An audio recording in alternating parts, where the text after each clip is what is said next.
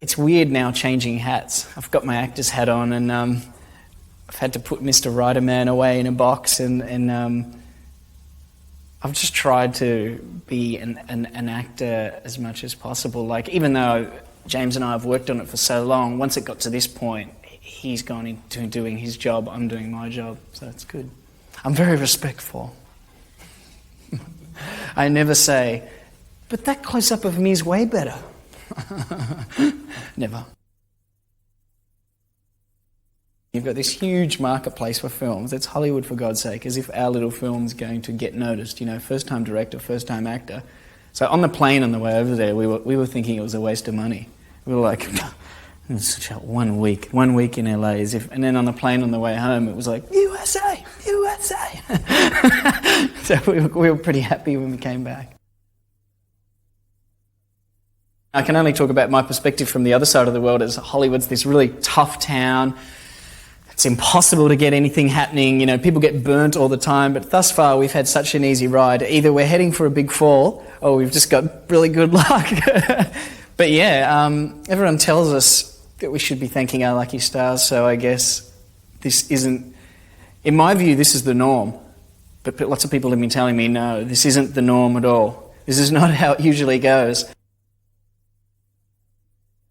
He just pitched the sort of small premise of the film, which was two guys in a bathroom going at it. One has to kill the other, and so I was going, yeah, that's pretty good. And whenever I don't like one of James's ideas, I say, yeah, that's good. So I said, yeah, that's good. And he's like, oh. And then I hung up, and then I went away and thought about it and rang him up, and I said, no, wait, it's really good.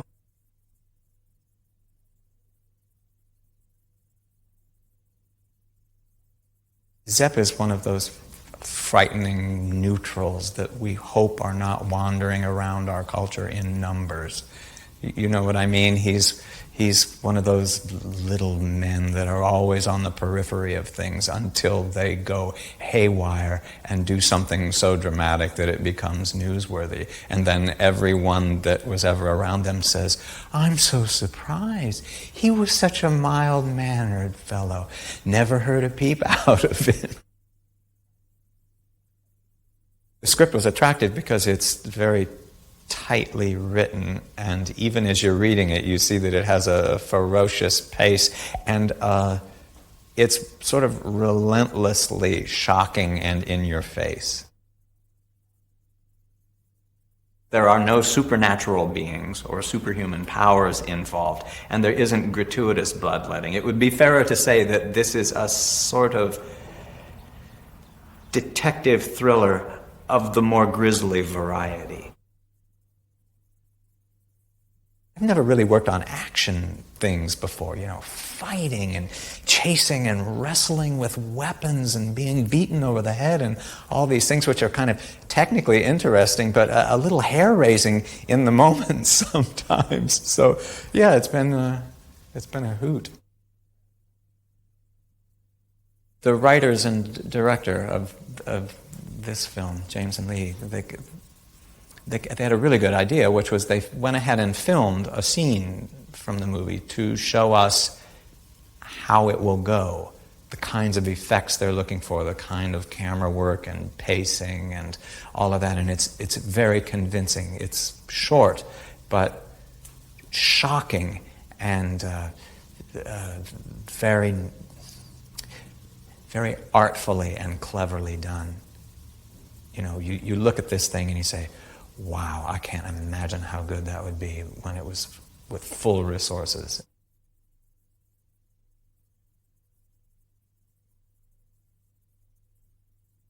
I play a guy, Dr. Lawrence Gordon, who Dr. Gordon has a level of arrogance to him because his life has been so perfect and so easy and so smooth, and he's so used to people kowtowing to him and kissing his behind and you know, that he's sort of, his head has grown a little, and so because everything is so smooth and his family life is so perfect and everything's just fine, that he decides to live on the edge a little, and it's what gets him into trouble. The spirit of this production, of everyone showing up and making their incredible contributions and doing it with love and with passion, clearly not for the money, it's like, I feel blessed. I'm like going, God, we're so lucky. Look at this incredible team that we've assembled, We're completely fortunate. I mean, James looks at me and he goes, how did I get here? I can't believe it, And I said, well, you've earned it, You've worked hard, and this is the payoff for all your hard work, I walked around the first couple of days with everyone going, isn't the script amazing? The script is amazing. And you never hear that on a movie set. You never hear crew members saying that, ever. And most of them are very jaded. I mean, they've been around, they've seen it all, and they're like, yeah, sure, when's lunch, But these guys are passionate, and they really love what they're doing, and they love the story. And we've been shooting, we've shot 60% of the movie in 6 days. I mean, that's unheard of, we've been going like gangbusters from the get-go. But we're getting some wonderful stuff in the can, so I'm very happy with that, and I feel proud and privileged to be among this incredible team. Because James has this vision and has had it in his head for 2 years, Lee, when you sit down with him, I'm sure he'll tell you that the first thing he said to me, he said, well, I have to sit down and listen to James tell me every shot by shot of how this movie's going to look. I'm going to go out of my blooming mind, And I was like, they've thought it out, every detail, So, if this was a studio movie, he wouldn't have the ability to be an auteur on this film, And so his vision is what you're going to get, absolutely. If you're lucky enough and fortunate enough to have a director who provides an environment that you feel so comfortable in that you feel like you can try anything. And that's creativity. That is like, okay, let's try it this way, or, try it that way, where the direction is it's so small, and he's giving you little notes here and there, but they're the exact thing that you need to hear.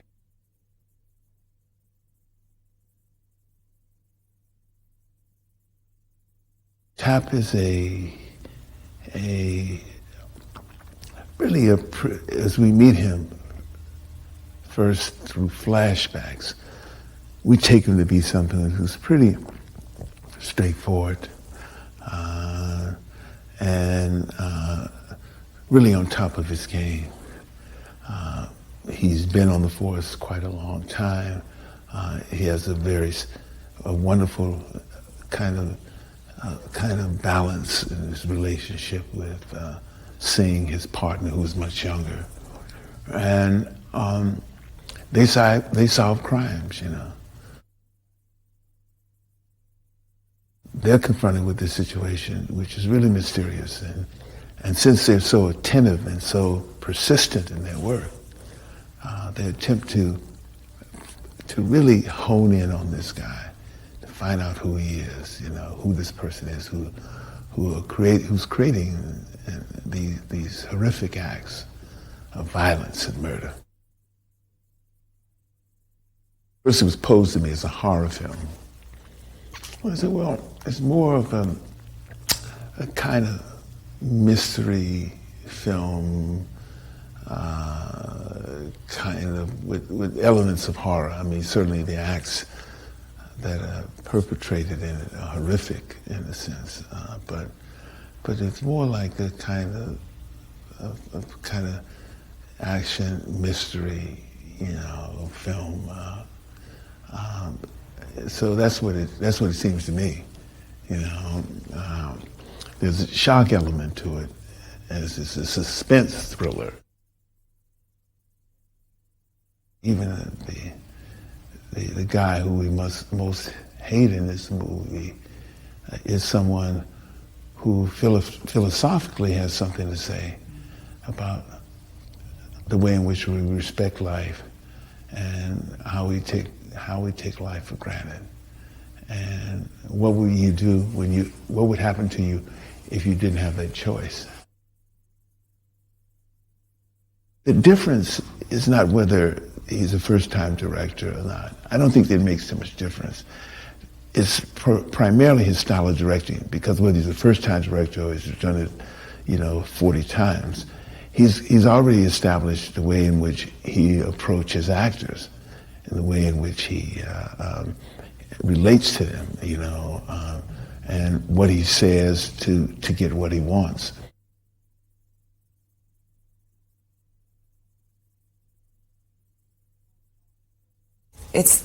It's like going to work every day and really earning your keep, and really feeling it. The blood, sweat, and tears are there, and they're real on this show anyway. So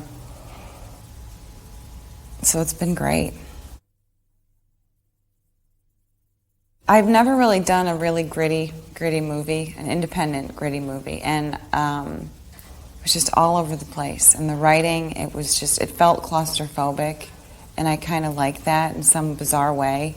I think anyone that was attracted to this script has severe mental problems. My agent sent me the script and I read it, and they wanted me to do it, and I said sure, because it was so good. This will be a great movie to watch.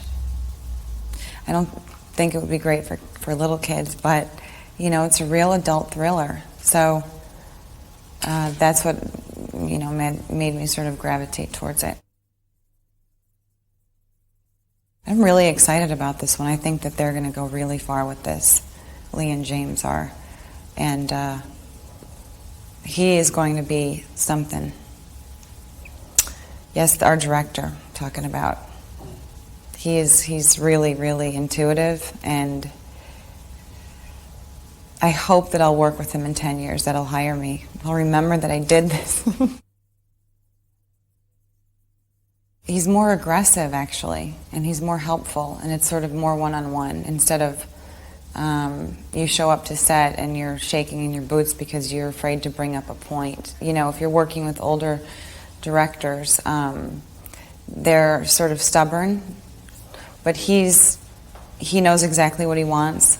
He's not a pushover, but he loves new ideas too. So it's awesome.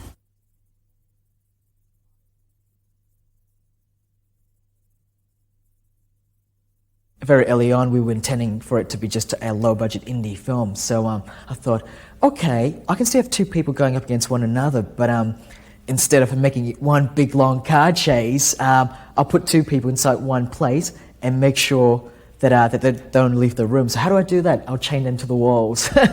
So that was how it slowly came about, and the story then evolved from that into two people waking up in the bathroom, finding a dead body on the floor, and in one of the dead body's hand is a tape recorder, and the other hand's a gun, and just slowly evolved into the final script.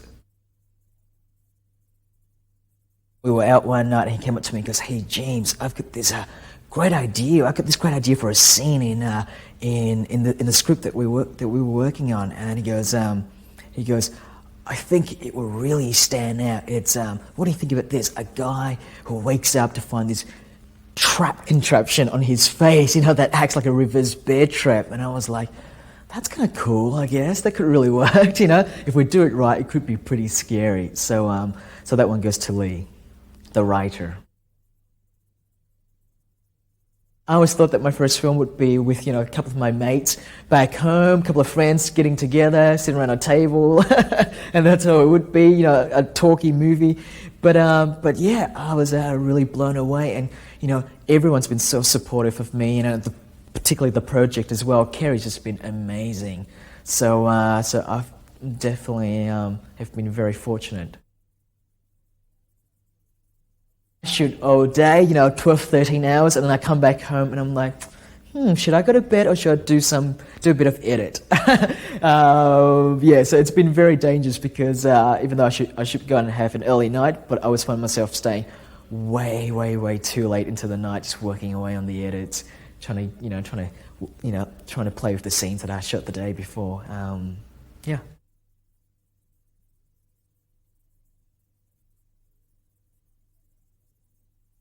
It'll be a month later after I've gone back to Australia that I'll wake up in the middle of the night and go, a movie. They made a movie out of our script. It's really strange, but yet it's almost like I don't want to say anything. I'm not going to walk up to someone and go, "This is weird. Should you really be making this?" Because I'm afraid someone will go, "Actually, you're right. You've never directed. You've never acted. Call the shoot off." For a mood, I typed a rat scurries away from the flashlight. And I've got people from America calling me in Australia going, okay, now, do you want a large rat or a small rat? I'm like, I just wrote that for mood setting. They just take you literally. They're looking for rat trainers. So that's when I really realized that everything in the script just gets taken totally literally. And I was thinking, these people, they're really taking the script seriously. That's good. It's incredible just if something's in your head for so long, to be able to touch it is really amazing. Like that room, the bathroom, which is sort of, I guess, the main set, has been in my head for 2 years now. So it doesn't really exist. It's like a dream I've had, a recurring dream for 2 years, and then all of a sudden I could walk in it. I could touch the walls and that was surreal. And then to have some other actor say the lines that you've been writing, but not only that, there is some actor that you admire I don't know, I can't really, I think I've run out of adjectives to describe it. James and I met at film school, and so we'd been working together for a few years. We basically went to this really arty film school, a lot of black nail polish and berets and kind of guys making films about sand. And then James would get up and show his films, which would be about zombies. And so I was like, oh, you need a writer. I knew that he was going to become something big, so I just grabbed a hold of his coattails.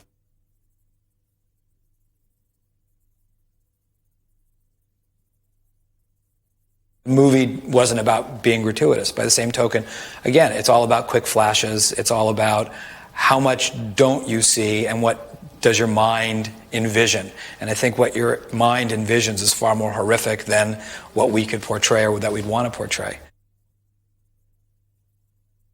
This movie is being made for the audience that loves to be scared, the audience that loves to be frightened, and hopefully, if we did our jobs right, we'll get the added benefit of some of the art crowd too.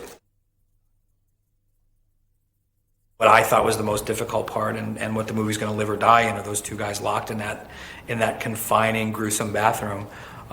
It was a very difficult 6.5 days in there. It was hot. It was difficult. You couldn't step in the blood, and inevitably someone would put footprints all over the bathroom unintentionally. I think the amount of bloodletting is it's a much more in the viewer's mind than it is actually presented on screen. If you look, there's a lot of blood smeared around that bathroom set, but you don't really see where that blood came from so much. When we cut the foot off, we don't see that foot. We see a shot for that long of the saw hitting the foot, but the rest of it's in your mind. Sure, he's dragging a bloody stump around, but we purposely hid that foot.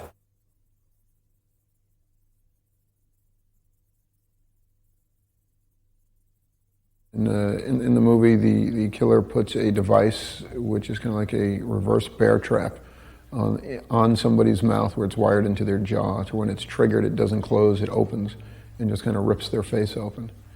And the thought of that does not sound like fun. The cast is great. Cary Elwes is terrific. He's one of these young actors that works but doesn't overexpose himself. It's not like he's done hundreds of movies. And we got really, really lucky with him wanting to do it. And then Danny Glover, I sent him the script and the short, and he said, amen. And Lee, who was one of the writers, was already contracted to play the role he's playing. And then everybody else just came together. And everybody's doing this movie because they want to be in business with James Wan. Nobody's getting paid, so I hope James remembers this next time he does his movie, because there's a lot of favors he's going to owe a lot of actors. It's spooky, scary, and really, really clever. Just when you think you know what's going on and who the good guys are and who the killer is, you're never really sure. It's the kind of movie that you leave, you go home, and in the middle of the night you wake up going, I wonder if he's downstairs. Uh-oh. And of course, in our movie, well, I don't want to give away the ending, but there's going to be a second and a third and a fourth.